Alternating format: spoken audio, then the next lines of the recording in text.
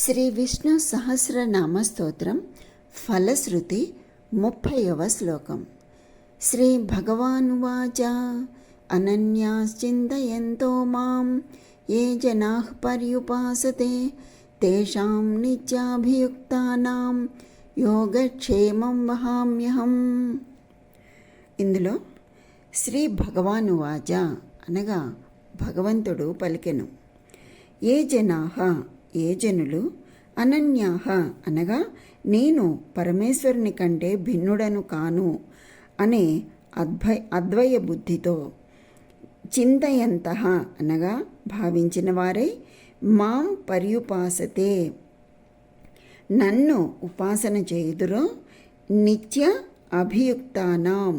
నిత్యాభియుక్తానాం అనగా ఎల్లప్పుడూ యోగనిష్ఠులైన తేషాం అట్టి జనుల యొక్క యోగక్షేమం అనగా కనిపించని లాభము అనగా అదృష్టము లేదా పురోభివృద్ధి మరియు లభ్యమైన దాని రక్షణను అహం వహామి నేను అంటే భగవంతుడు వహింతును అని.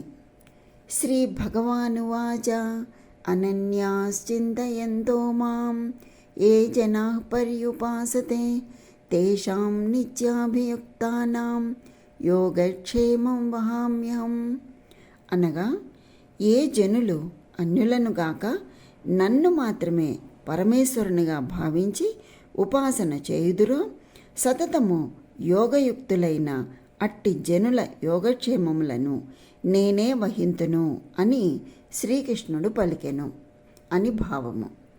స్వస్తి.